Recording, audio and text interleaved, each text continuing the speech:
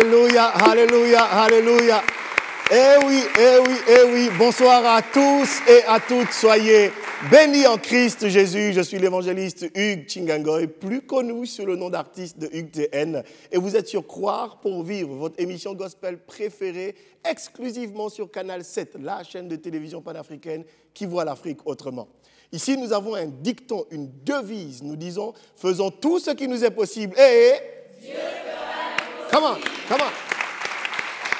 Oui, il fera l'impossible, il le fera dans ta vie et dans ma vie au nom de Jésus. Aujourd'hui est un jour spécial parce que nous voulons souhaiter un joyeux anniversaire à un champion du monde, à un jeune garçon extraordinaire qui s'appelle Brian, n'est-ce pas? Brian Jérémy. Brian Jérémy, je pense qu'on va voir sa photo qui va apparaître d'un instant à l'autre. Brian Jérémy, est-ce qu'on peut lui chanter joyeux anniversaire? Joyeux anniversaire, joyeux anniversaire. Joyeux anniversaire, Brian Jérémy. Joyeux anniversaire. C'est un coucou de ta maman. Quoi pour vivre te souhaite joyeux anniversaire. Aujourd'hui est un jour spécial. Spécial pourquoi? Parce qu'il y a quelques jours encore, nous célébrions la Journée internationale de la femme. Oui, on ne les célèbre que trop peu. Oui, la femme connue pour être dans le monde comme définie comme étant le sexe faible est souvent l'objet de toutes sortes de sévices, toutes sortes d'atrocités. Oui, la femme. Et le monde, les hommes, l'humanité, la planète a trouvé bon de s'arrêter un jour pour dire non. Ces femmes-là sont quand même nos sources. Nous venons d'elles, nous sommes tirés d'elles. On va prendre le temps de les célébrer, on va prendre le temps de les acclamer. Et c'est ce que Croire pour vivre a voulu faire aujourd'hui, de célébrer la femme, de célébrer toutes les femmes. Alors, à la femme et à toutes les femmes, je vous dis que Dieu vous bénisse richement. Est-ce qu'on peut acclamer pour toutes les femmes? Comment? Oui. La femme est une source de bénédiction. La femme est celle de qui nous sommes tirés. La femme est, n'est-ce pas, on va dire la protection de l'homme. L'homme avec un grand H, tous les hommes au masculin dans toute l'humanité, et ce depuis la nuit des temps. Comme va nous le montrer à l'instant, n'est-ce pas, cette vidéo, mais que nous suivons tout à l'heure. Mais pour le moment, j'ai envie de dire merci à un ensemble de femmes dans ma vie. Elles sont nombreuses, je ne pourrais pas toutes les citer, mais vraiment déjà ce nouveau décor que vous voyez, on vous l'avait annoncé, n'est-ce pas? C'est le nouveau décor 2016 de Croire pour vivre qui nous a été gracieusement offert par l'invité qui est avec nous, n'est-ce pas? Qui est maman, je dis oui bien maman, maman Victoire Amogo que voici, Madame Matopé. S'il vous plaît, est-ce qu'on peut acclamer le Seigneur? Alléluia, alléluia. Et donc, comme ça, j'aimerais lui dire merci à elle. Elle est plus qu'une source de bénédiction, un soutien de tout temps. Elle est l'amie quand il faut être l'amie et que j'ai des confidences compliquées, des larmes. Elle est la grande sœur quand il faut croire en moi et me dire je te pousse. Elle est la mère quand il faut me défendre. Elle est énorme, cette femme. Et vraiment, que Dieu te bénisse encore infiniment, maman. Et avec elle, j'aimerais honorer toutes les femmes. Et à toutes les femmes importantes de ma vie et de ta vie, à toi qui me regardes, je propose qu'on leur offre cette petite vidéo qui nous rappelle lorsque nous étions enfants, au primaire ou au lycée, et qu'on apprenait ce poème qui dit à ma mère, femme noire, femme africaine. Écoutons ce poème et on se retrouve juste derrière. Femme noire, femme africaine, ô toi, ma mère, je pense à toi. Ô Daman, ô ma mère, toi qui me portas sur le dos, toi qui m'allaita, toi qui gouvernas mes premiers pas, toi qui la première m'ouvris les yeux aux prodiges de la terre, je pense à toi. Femme des champs, des rivières, femme du grand fleuve, ô toi, ma mère, je pense à toi. Ô Daman, ô ma mère, toi qui essuyais mes larmes, toi qui me réjouissais le cœur, toi qui patiemment supportais mes caprices, comme j'aimerais encore être près de toi, être enfant près de toi. Femme simple, femme de la négation, ma pensée toujours se tourne vers toi. ô Damon, Damon de la grande famille des forgerons, ma pensée toujours se tourne vers toi. La tienne à chaque pas m'accompagne, ô Damon, ma mère. Comme j'aimerais encore être dans ta chaleur, être enfant près de toi, femme noire, femme africaine, ô toi, ma mère. Merci pour tout ce que tu fis pour moi, ton fils, si loin, si près de toi. Je t'aime. Je t'aimais, je t'aimerai toujours.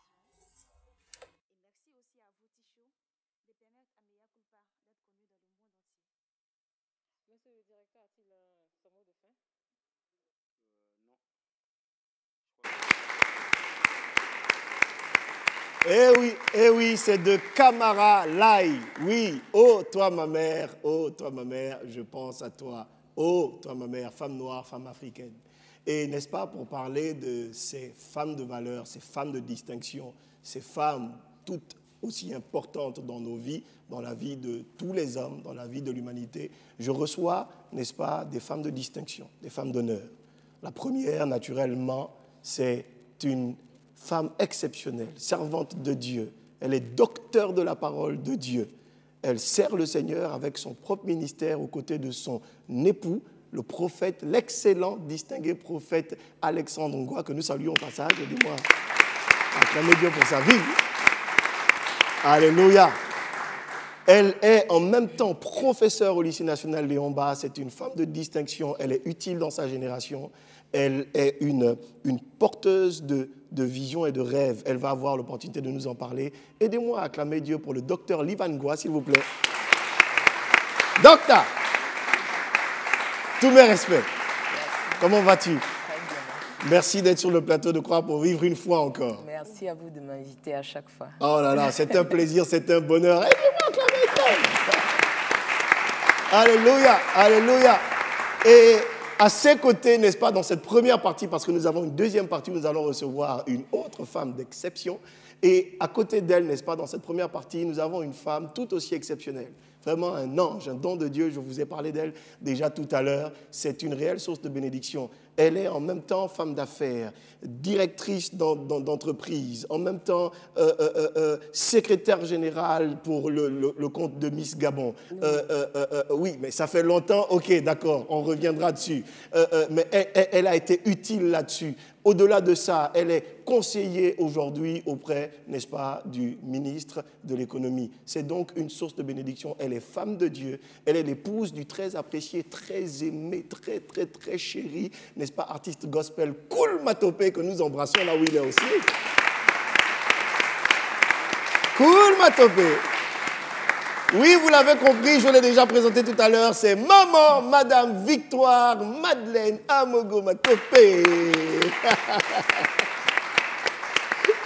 Bonsoir, Maman Victoire. Bonsoir. C'est un plaisir que tu nous accordes d'être sur le plateau de Croire pour vivre pour la première fois. C'est une bénédiction pour moi d'être là. Alléluia, alléluia, alléluia. C'est une bénédiction. Merci encore infiniment. Pour la petite histoire, il faut savoir que lorsque j'ai eu à cœur de n'est-ce pas, réaliser ce rêve qu'est Croire pour vivre, que nous vivons aujourd'hui, elle fait partie de l'une des premières personnes vers qui je me suis tourné pour dire « Maman, j'ai un battement de cœur, il faut que je réalise cette émission télévisée, je le crois, il faut que ça sorte de terre. » Et elle a été la première à prendre son chèque, me faire un chèque et me dire « Tiens, voici ma contribution. Je veux bénir le nom du Seigneur parce que Dieu a horreur des ingrats et des oublieux. » Et je ne suis ni l'un ni l'autre. Aidez-moi à acclamer Dieu pour cette femme de distinction. Merci infiniment, maman. Merci infiniment. Et justement, pour célébrer toutes les femmes présentes, le docteur Karambiri, qui est docteur de la parole de Dieu, qui est en même temps pasteur, qui est un enseignant, qui est un général à l'échelle de l'Église de Christ, au Gabon, en Afrique et dans le monde entier, surtout dans le monde francophone, a dit une chose importante. Il a dit « La femme est la sécurité de l'homme ». Est-ce qu'il y a des femmes dans cette salle? Est-ce qu'il y a des femmes dans cette salle? Oui! Oui! Alors, à vous toutes ici présentes, et à vous toutes qui nous regardez, chères femmes, je vous dédie cette vidéo maintenant qui où le pasteur Karambiri, n'est-ce pas, nous fait part du fait qu'en quelque temps, la femme est la sécurité de l'homme. Et toi, papa qui est à la maison, toi, frangin, écoute bien ceci. Satan hait la femme. Parce que depuis ce temps, Satan était aux aguets. Puisque la Bible dit, c'est la postérité de la femme qui va écraser. Ah, donc il ne s'intéresse pas à l'homme parce que l'homme est sa nourriture. L'homme est sa nourriture. Mais qu'est-ce que Dieu a fait? Dieu a mis la femme pour protéger cet homme-là pour qu'il ne soit pas mangé par Satan. La femme est devenue la couverture, le bouclier. Et si vous regardez bien dans la Bible, pourquoi Dieu n'a pas enlevé la femme du pied de l'homme? Parce que l'homme ne doit jamais piétiner la femme. Pourquoi il n'a pas enlevé, écoutez très bien, Dieu n'a pas enlevé la femme de la tête, de l'os de la tête, parce qu'elle ne doit pas être la tête, mais la côte. Et si vous regardez naturellement votre côte, sans vos côtes, vos poumons, vos cœurs seront exposés. Donc la côte, c'est la sécurité des organes vitaux de l'homme. Les côtes qui sont là, c'est la sécurité des organes vitaux de l'homme. Quand vous faites un accident, vos côtes se brisent. Et parce que votre côte s'est brisée, votre poumon n'a pas été atteint. Votre cœur n'a pas été atteint. Mais si vous enlevez ces côtes-là, dès que vous faites accident, la première chose que vous atteignez, c'est les poumons, c'est le cœur, et vous êtes en problème. Donc c'est pourquoi la femme est la sécurité de l'homme. Il est sa côte. La femme est quoi? La sécurité de l'homme. Est-ce qu'on peut le dire ensemble? La femme est... La sécurité de l'homme. La femme est... La sécurité de l'homme. Wouh! Ça, c'est excellent, ça. Alors, aujourd'hui, c'est clair qu'il y a des questions qui vont nous être posées, qui vont vous être posées, mais elles ne seront pas posées par moi seulement. Elles vont être aussi posées par le public. D'accord? Et il y a des gens donc venus de partout, merci Seigneur, qui vont vous poser des questions. On va commencer, n'est-ce pas, avec la première question qui sera posée, je pense, au docteur Livan, n'est-ce pas, qui nous sera posée par la bien-aimée... Nous, Cornelia. Cornelia. Est-ce qu'on peut acclamer Jésus pour Cornelia? Ok. Bonjour. Comme je le disais, je suis nous, Cornelia. Ma première question s'adresse au docteur Livan. Voilà, Livan Goua. J'aimerais savoir si dans l'Église, la femme peut évoluer aussi rapidement que l'homme, en fait. Parce qu'en général, elle est suspectée dans l'Église. C'est un peu la Jézabel dont il faut se méfier, etc. Du coup, on surveille les bons frères, les bons Dieu, gros. voilà. et on constate aussi que dans l'Église, les mamans pasteurs sont un peu, on va dire, elles sont hyper jalouses, super protectrices. Et elles font comme... Et aujourd'hui, on a l'impression qu'elles ne font plus exactement... Elles ne sont plus comme avant, où la maman pasteur était la mère, la femme qui pouvait défendre. Mais aujourd'hui, elles font comme la guerre, en fait, on va dire, aux autres sœurs, en fait. C'est ma question pour le docteur Livan. Docteur Livan. Alors, je pense que c'est une question qui pose un problème de mœurs et de bienséance dans l'Église. Lorsque nous lisons la parole de Dieu, l'apôtre Paul va dire une chose à Timothée. Timothée qui était un jeune leader, d'accord, jeune pasteur dans l'Église. Et il va lui donner des recommandations sur sa manière de gérer l'Église. Et particulièrement avec les sœurs, il va dire, je veux que tu exhortes les sœurs comme étant tes propres sœurs en toute pureté. Il va ajouter en toute pureté. La pureté, ici, lorsque nous parlons de mœurs dans la maison de Dieu, on ne peut pas apporter la même manière de vivre du monde dans l'Église. Le problème qui se passe souvent, c'est que nous transférons, ou encore la majorité des femmes transfèrent la manière de se comporter dans la maison de Dieu. Ce qui fait que souvent dans l'Église du Seigneur, il y a un problème de bienséance. Pourquoi l'apôtre Paul le dit à Timothée? Il le dit à Timothée parce qu'il sait que Timothée est jeune. Timothée sera encadré par des hommes, mais aussi par des femmes. Donc il dit, quand tu exhortes les femmes, que cela se fasse avec pureté. Pureté, ça veut dire quoi? Il y a des heures auxquelles tu ne peux pas prétendre exhorter une sœur si tu n'es pas marié avec elle. En fait, c'est pour dire à Timothée qu'il y a des attitudes qu'il ne peut pas avoir en tant qu'homme de Dieu. Des attitudes, peut-être pour le monde, ce seront des attitudes qui sont naturelles, mais si on les transfère dans la maison de Dieu, ça devient malséant en réalité. Et je pense que c'est pour cela que l'apôtre Paul a insisté sur ce terme. D'un autre côté, on voit au niveau des hommes de Dieu, vous savez, lorsqu'on est élevé en dignité, tous nos défauts sont agrandis, sont grossis. C'est important à savoir. Il faut également savoir que l'onction attire. L'onction va attirer nécessairement. Je pense que les femmes des hommes de Dieu ne sont pas plus jalouses que d'autres femmes. C'est simplement qu'elles sont élevées en dignité, donc leurs défauts sont nécessairement plus vus que les défauts des autres. Mais je crois que dans l'Église du Seigneur, il y a un réel problème de mœurs.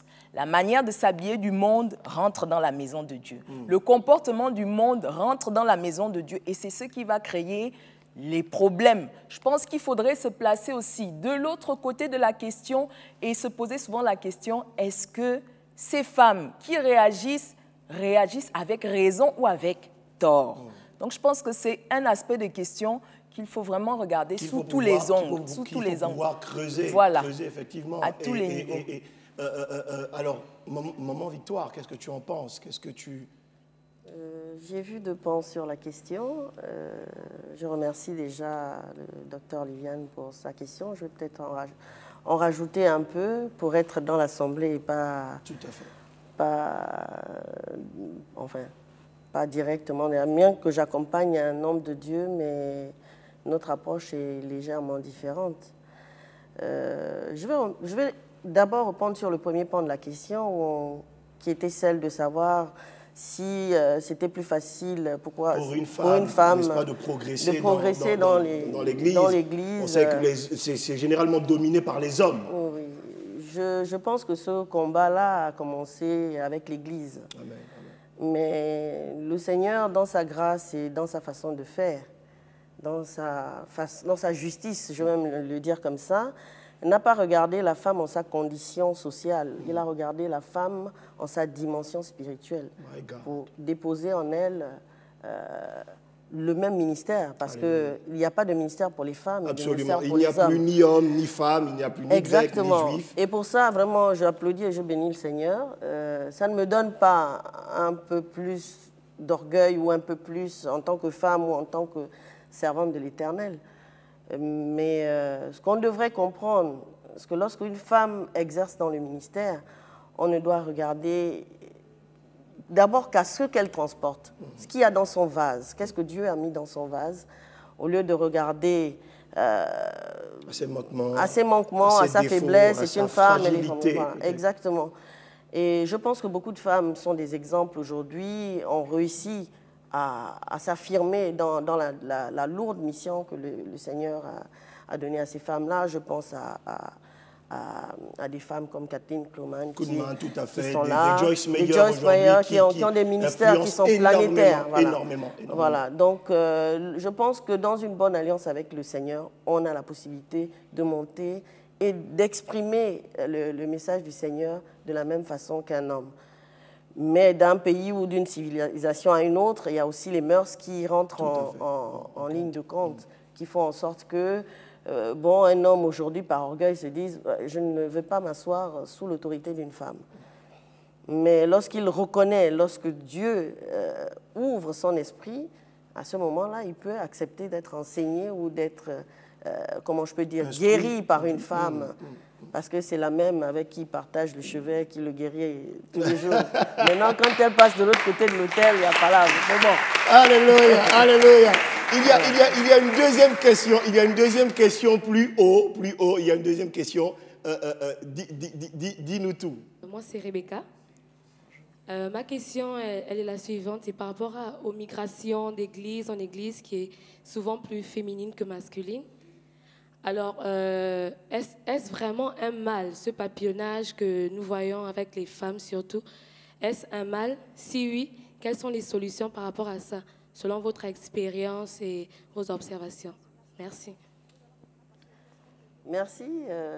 La question est posée à la bonne personne pour avoir papillonné, j'avoue. Et je pense qu'il faut aborder la question d'abord par rapport à ce qu'on a comme je peux dire, définition de l'Église.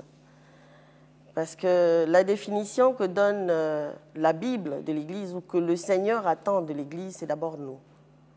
Et vraiment, avec le respect de tout le travail qui est fait dans les différentes assemblées pour vraiment apporter l'Évangile partout, je respecte cela. Mais nous ne devons pas oublier, que c'est un travail humain. Il y a une partie de chair à l'intérieur. Et je peux dire les torts sont partagés ou alors les conséquences sont partagées aussi. Parce qu'il y a l'assemblée en elle-même et il y a l'individu.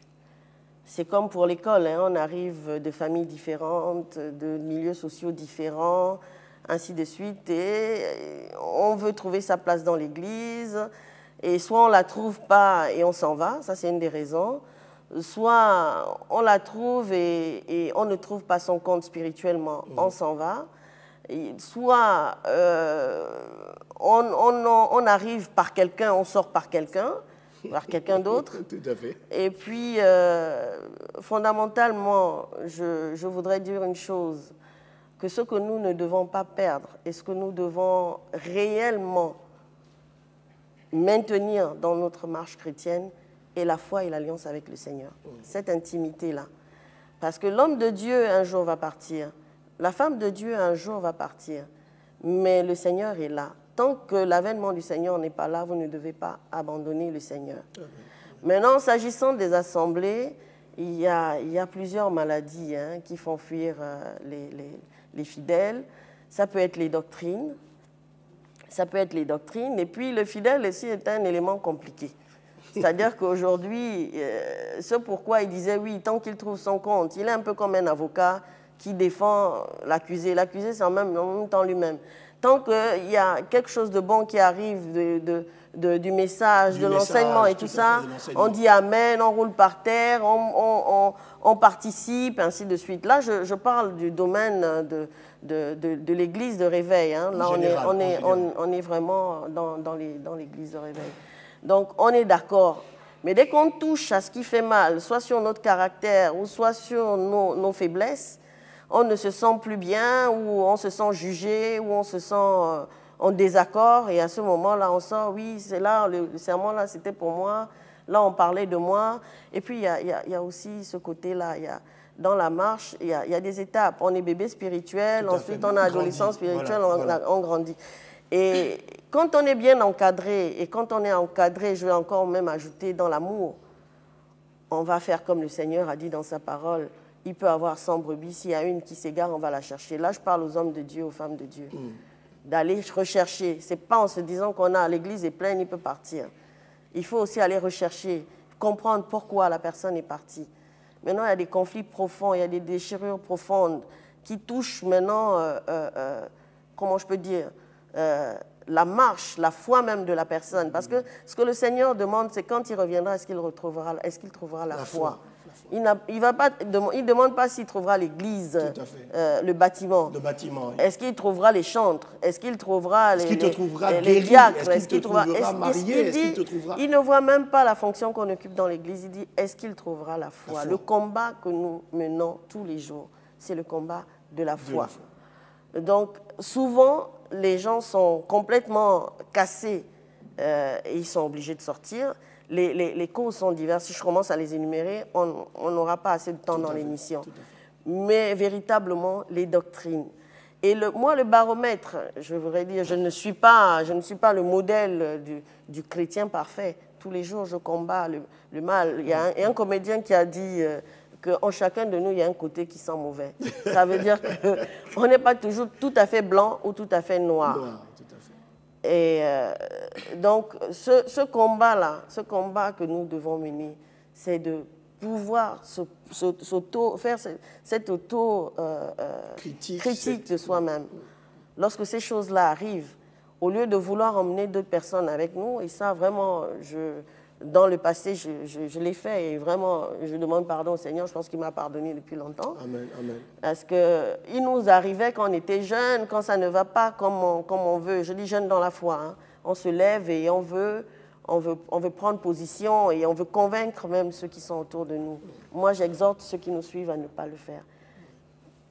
Préférez le dialogue, préférez l'approche vers l'homme de Dieu, vers les autres qui sont autour pour comprendre. Parce qu'il faut savoir que lorsque vous êtes assis dans l'église, vous êtes peut-être l'espoir de quelqu'un qui est dans l'église. La foi de votre frère ou votre sœur repose peut-être sur votre marche chrétienne. Et lorsque vous prenez la décision, vous êtes deux fois égoïste. Et même lorsque l'église aussi exclut, elle est deux fois égoïste. Donc, comme je le disais tout à l'heure, les torts sont partagés. Maintenant, fondamentalement, c'est la doctrine. Le cœur n'arrive à s'asseoir que là où il sent de l'amour, là où il sent le respect, là où il sent la considération. Je pense qu'on peut acclamer Dieu pour ça. Amen, amen. Je veux prendre le temps de bénir le nom du Seigneur, Dr Livan, pour deux dimensions de son discours. Et on va revenir sur toi brièvement parce que l'amour n'est-il pas quelque chose en définitive qui manque dans nos églises? Mais je veux bénir le nom du Seigneur pour l'humilité de Mme Amogo Matope qui reconnaît que dans son parcours, il y a pu y avoir justement cette forme d'égarement dans le jugement. Dans le jugement, pourquoi? Parce qu'on est faible et on grandit. Et merci maman parce que cette humilité qui précède la gloire, tu l'as, c'est un modèle pour moi, pour nous. Merci, j'aimerais qu'on acclame Dieu pour cela, vraiment. Mais aussi et surtout, merci de nous faire comprendre, Dr Livan, qu'en Christ, on grandit, on mûrit.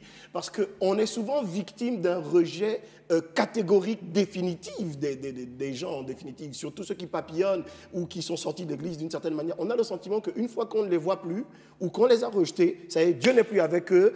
Nous, on les a vomis, donc Dieu les a vomis. Et je vais même aller plus loin. Je me souviens dans une église d'un homme de Dieu qui a dit « on exclut ce frère, du moins ce couple, et Dieu va les exclure aussi dans le ciel parce qu'il est écrit que ce que nous excluons sur la terre est exclu dans les cieux. Ce que nous délions sur la terre est délié dans les cieux. » Comment on peut arriver à un tel niveau j'ai envie de dire, de méchanceté quelque part? Est-ce qu'il n'y a pas là une véritable crise de l'amour? Je pense qu'il y a effectivement une crise de l'amour à ce niveau-là. Ce sont vraiment des extrêmes. J'aimerais cependant revenir quand même sur cette question pour dire que nous devons d'abord considérer l'Église comme étant une famille. L'Église est une famille. L'apôtre Paul a dit, n'abandonnez pas vos assemblées. L'apôtre Paul, je pense, c'est quelqu'un qui avait l'expertise de l'Église. Il a tout vu, il a tout entendu, il a tout supporté et il a tout vécu. Mais en dépit de toutes ces choses, il s'est prononcé, il a dit, n'abandonnez pas vos assemblées comme c'est de tradition. Et j'aime souvent dire aux gens que de la même manière que les familles ont des problèmes, l'Église est une famille. Mais ce n'est pas parce que ta famille a des problèmes que tu sors de la famille.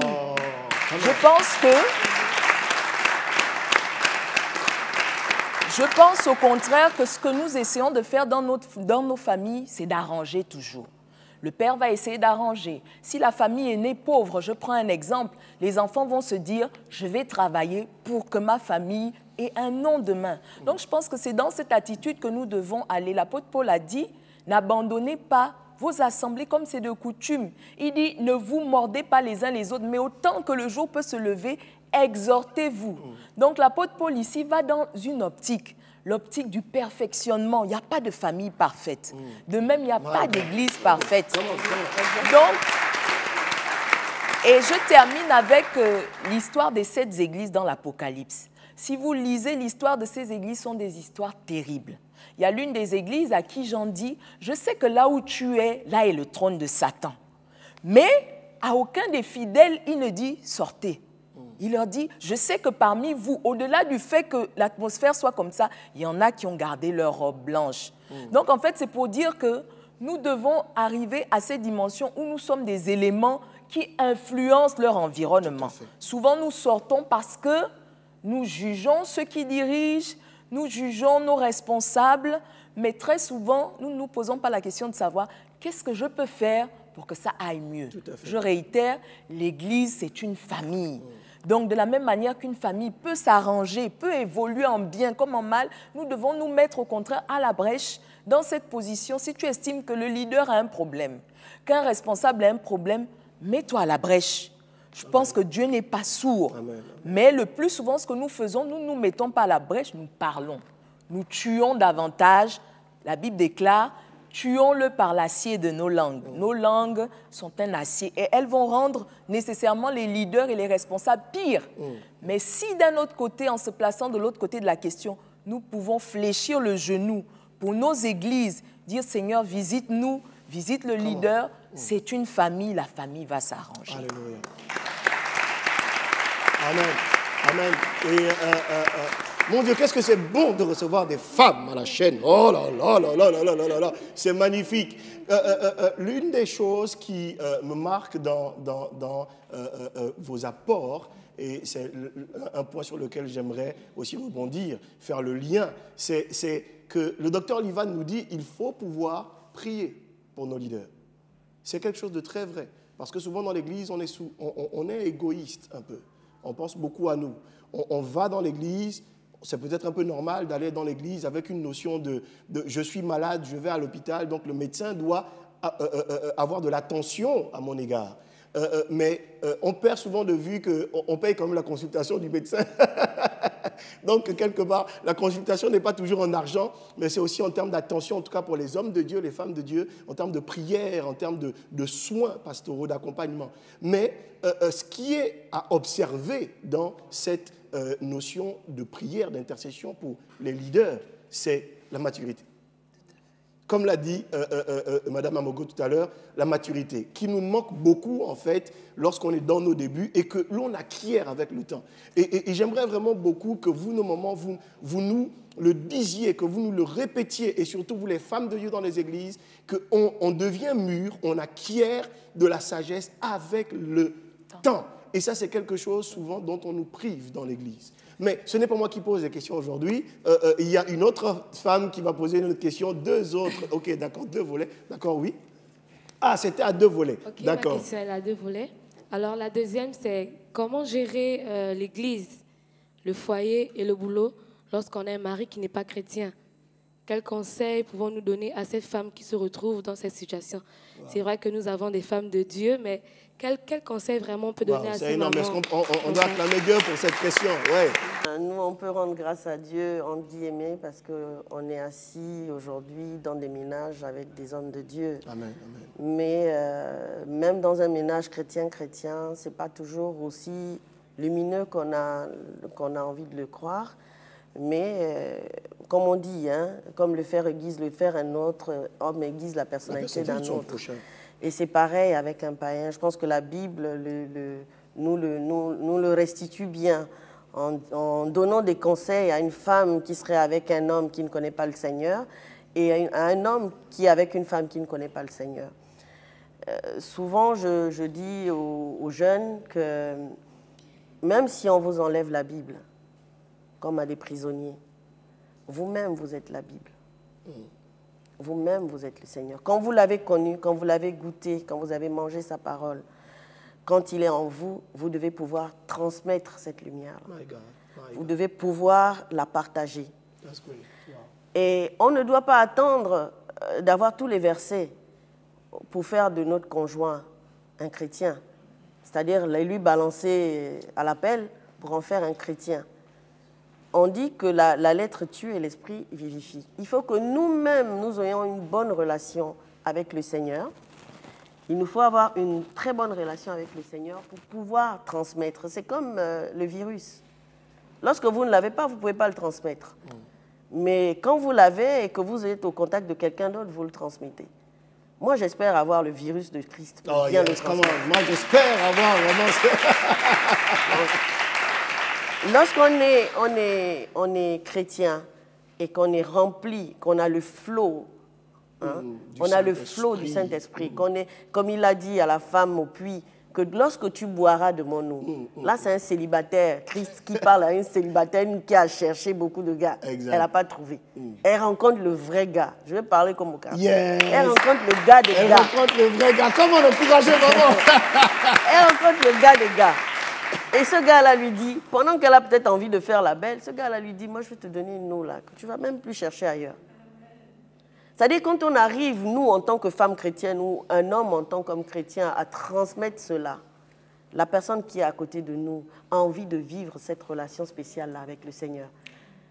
Parce que vivre avec le Seigneur, ce n'est pas balancer verset 15, verset 16, verset 16. Si tu dis verset 16, mais lorsque tu sors du verset, tu insultes les gens, il n'a plus de... Il vient de gommer tout ce que tu viens de donner. Parce que dans la vie, on est retenu soit par ce qui est très bon ou ce qui est très mauvais. Il faut le savoir. C'est comme ça dans la vie. Soit on vous fait quelque chose de très dur, vous le retenez, ou soit quelque chose de très bon. Mais généralement, au milieu, on oublie rapidement. Quand on est chrétien, et qu'on vit avec un non-chrétien, nous devons pouvoir lui transmettre le virus de Christ. Ça, c'est la première chose. Même à nos enfants. C'est ce que la Bible nous dit, que nous devons les élever dans l'amour de la parole de Dieu, dans l'amour des principes de Christ, dans l'amour, comment je peux dire, dans le partage même de l'esprit même. Sinon, après, on garde Christ en nous, on en parle, comme on dit... Il n'y a pas de transfert. Mais il n'y a pas de transfert. C'est comme lorsque vous avez un prof qui est rempli de la matière, mais qui ne sait pas la transmettre. Je suis sûre que chacun d'entre vous a eu un prof qui sait transmettre, qui vous marque dans votre vie, et un prof qui il vient, il vous donne des exercices, il vous donne des trucs à copier, mais il ne transfère rien. C'est-à-dire, il a la fonction, mais il ne transmet pas. Et maintenant, il y a celui qui a la fonction, qui est rempli de ça, ce qu'on appelle avoir la vocation. Nous devons avoir aussi en tant que mère, en tant que leader chrétien, en tant que serviteur, avoir la vocation de transmettre. Si nous n'avons que des ordres, des chiffres à donner, nous comme on dit, on va transmettre des résonances, quelque chose de vide. Il n'y aura rien dans l'œuf, on ne va pas transmettre. C'est pour ça que Christ a dit à Nicodème, il faut que tu naisses de nouveau. Il avait la parole, mais il n'avait pas l'esprit. Ne soyons pas à cette parole sans esprit. Donc je pense que lorsqu'on a vraiment cette intimité et cette alliance avec le Seigneur, et lorsqu'il coule en nous, on a la possibilité de noyer ceux qui sont à côté de nous. Wow. Parce qu'on ne peut pas être mouillé et toucher quelqu'un sans mouiller. C'est pas possible. On peut noyer ceux qui sont à côté de nous. On peut noyer ceux qui sont à côté de nous. Docteur Livan, on peut noyer ceux qui sont à côté de nous. Être enfant de Dieu et être lié à un inconverti. Je pense qu'elle a bien abordé la question du témoignage. C'est important. La première chose, c'est quand même d'abord le témoignage. Il faut avoir un bon témoignage auprès du conjoint. La deuxième chose, c'est qu'il faut connaître ses droits.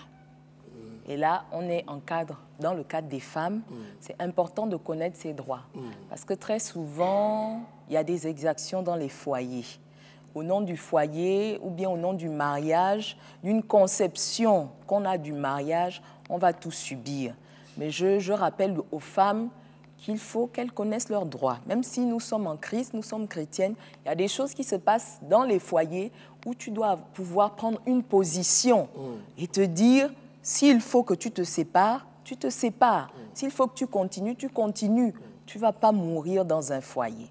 Il faut rappeler aux femmes qu'elles ont des droits. Donc, il faut absolument qu'elles aient des droits. Oh, vraiment, ça c'est terrible, ça. Non, excuse-moi, mais juste une parenthèse. Dès que tu as dit tu ne vas pas mourir dans un foyer, tout le monde dit Amen, Amen. Aucune de vous ne mourra au nom de Jésus. Amen. Alléluia. Donc, c'est une question qui est importante. Je ne prends pas la question de la séparation à la légère. Absolument, absolument. La question de la séparation... Et c'est pas ce qu'on est en train de dire. Voilà. On n'est pas en train de dire il faut vous séparer quand ça ne va pas du tout. Clairement, Dieu dit il est le divorce. Mais la chose en réalité que Dieu est dans le divorce, ce sont les causes du divorce. Ça veut dire, et il pointe les causes. Il parle de l'adultère, il parle de la violence, il parle aussi de l'intolérance, parce que l'apôtre Paul dit, si quelqu'un est marié à un incroyant et que celui-là n'arrive pas à supporter ta foi, il n'accepte pas ta foi, il t'empêche de vivre ta foi, il dit, dans ce cas-là, vous n'êtes pas liés, autant vous séparer. L'apôtre Paul le dit clairement. Donc, c'est pourquoi je dis, il y a des situations où il ne faut pas laisser des femmes mourir dans les foyers. Parce que le plus souvent, c'est la femme, parce que l'homme est l'autorité. D'accord? Donc, le plus souvent, ce sont les femmes qui subissent cela. Souvent, la tradition dit, non, il faut avaler, le panier percé, mais on a beaucoup de femmes qui meurent dans les foyers. Et quand on parle de mort, ce n'est pas seulement une mort physique. C'est une mort de tout, une mort de l'espérance, de l'épanouissement. Tu ne t'épanouis pas. Donc, j'ai envie de dire, ce que Dieu pointe du doigt, ce sont les causes du divorce. D'accord? Une femme qui décide de se séparer parce qu'elle est battue ne commet pas un péché. Quelqu'un qui décide de se séparer parce qu'il est trompé, ce n'est pas un péché devant Dieu. Le péché, c'est l'adultère. La preuve en est, pour terminer, que lorsque Dieu pointe les péchés, l'apôtre Paul parle des péchés qui nous fermeront l'accès du royaume. Il ne parle pas du divorce, mais il parle de l'adultère, il parle de la violence et il parle de toutes ces choses. Mais il ne dira pas les divorcés n'iront pas au ciel. Tout à fait. Mais il dit celui qui commet l'adultère, celui qui commet la violence, celui-là n'ira pas au royaume des cieux. Merci Seigneur Voilà, pour cette... Est-ce qu'on peut acclamer Jésus? C'est excellent. C'est excellent. Les divorcés n'iront pas en enfer. Ça, c'est quelque chose de très, très important. Dans nos églises aujourd'hui, franchement, quand tu es divorcé, quand il faut que tu repartes à zéro, c'est parfois très, très, très, très, très compliqué. Et tu es vraiment pointé du doigt. Et la question du divorce est vraiment... tu as fait ressortir plusieurs éléments de réponse qui sont en même temps à eux-mêmes des sujets de discussion, de débat énormes sur la question du divorce, les raisons du divorce et autres. Oui. Dire, dans l'Ancien Testament, Dieu lui-même se présente comme un époux. Et il dit à Jérusalem, je t'ai donné une lettre de divorce à cause de tes infidélités. Est-ce que notre Dieu pêche? Il dit, tu es mon épouse, mais je t'ai donné une lettre de divorce à cause de tes infidélités. Donc, c'est pour moi pour souligner que la question du divorce, c'est important qu'on l'aborde dans l'Église. Parce que le plus souvent, on s'intéresse juste à la forme. Oh, ils ont divorcé. Mais on ne s'intéresse pas au fond. Qu'est-ce qui s'est passé pour qu'ils en arrivent là? Mais Dieu dit à Jérusalem, à cause de tes infidélités, moi, Dieu, je t'ai donné une lettre de divorce. C'est important de considérer cela. Moi, Dieu, je t'ai donné une lettre de divorce. Alors, il nous reste peu de temps avant que nous basculions dans la deuxième partie dans laquelle tu vas devoir nous laisser parce que tu as un autre programme. Alors, le docteur Livan, par la grâce de Dieu, a déjà été reçu près de 2 fois, non 3 fois même, avec son époux, mais surtout dans le cadre d'un battement de cœur.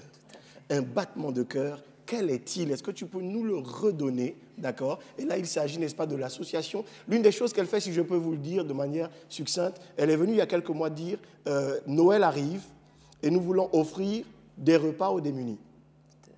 Ça avait l'air drôle et banal, mais elle l'a fait. Un peu comme les restos du cœur en France. Et ce qui est beau, c'est qu'elle ne s'est pas targuée à venir le dire et ne pas le faire, parce que beaucoup le font. Ils annoncent des choses et ils ne le font pas. Mais elle l'a fait. Et là, ils ont un nouveau challenge. Pour les fêtes de Pâques, Maman Victoire Amogo, pour les fêtes de Pâques, ils comptent... Matopé. Ah, il ne faut pas que j'oublie Matopé. Non, non, Amogo, non, papa, là où tu es, on est ensemble. I love you. D'accord? Madame Matopé, l'une des choses qui est extraordinaire, c'est que cette fois-ci, pour la Pâques, il court, il run vers 500 repas. 500 repas à offrir aux démunis. J'aimerais qu'on acclame Dieu pour ça. C'est excellent, c'est extraordinaire. Parle-nous de ça, docteur Livan. Alors, mon battement de cœur, c'est pour les veuves, les orphelins, les démunis. Donc, vous l'avez dit, au mois de décembre, nous avons ouvert le restaurant de la solidarité. Tous les week-ends, samedi, dimanche, nous offrons 50 repas, au minimum, aux démunis. Nous avions commencé avec le local du boulevard, mais nous nous sommes rendus compte que nous n'atteignions pas nos objectifs. Et c'est comme ça qu'en prospectant dans Libreville, nous sommes arrivés au site du Sisiba, juste à côté, où il y a une grande population qui vit dans la démunition la plus totale. Et nous avons investi un box là-bas où tous les samedis, tous les dimanches, nous offrons des repas depuis le mois de décembre. My God. Donc, My God. Et lorsqu'on est dans ces endroits, on ne s'imagine pas qu'il y a des Gabonais qui vivent de cette manière-là. C'est vraiment insoutenable pour certaines situations. Il y a beaucoup d'enfants, des enfants en bas âge. Si le samedi, le dimanche, toute la semaine, ils ont passé des moments difficiles, si on peut leur donner un peu de réconfort, on peut donner un repas, c'est pour notre plus grande joie. Donc cette idée nous est venue parce que nous collectons des denrées alimentaires au niveau de notre assemblée. Donc nous faisions cette collecte et nous organisions de façon sporadique des forums. forum de la veuve et de l'orphelin, pour informer les femmes sur leurs droits. Et puis l'idée nous est venue, nous nous sommes dit, au lieu de redistribuer ces denrées juste une fois ou 2 fois dans l'année, pourquoi ne pas de façon régulière préparer pour les démunis? Et c'est l'idée du restaurant qui est née. Et nous avons commencé, nous avons bon espoir. Il y a des gens qui se joignent à nous, même qui ne sont pas de l'Assemblée, mais qui soutiennent l'œuvre que nous avons commencée.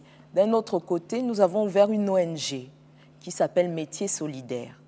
Métiers Solidaires, pourquoi? Parce qu'en fait, ces personnes, nous avons pour ambition de les aider à se réinsérer.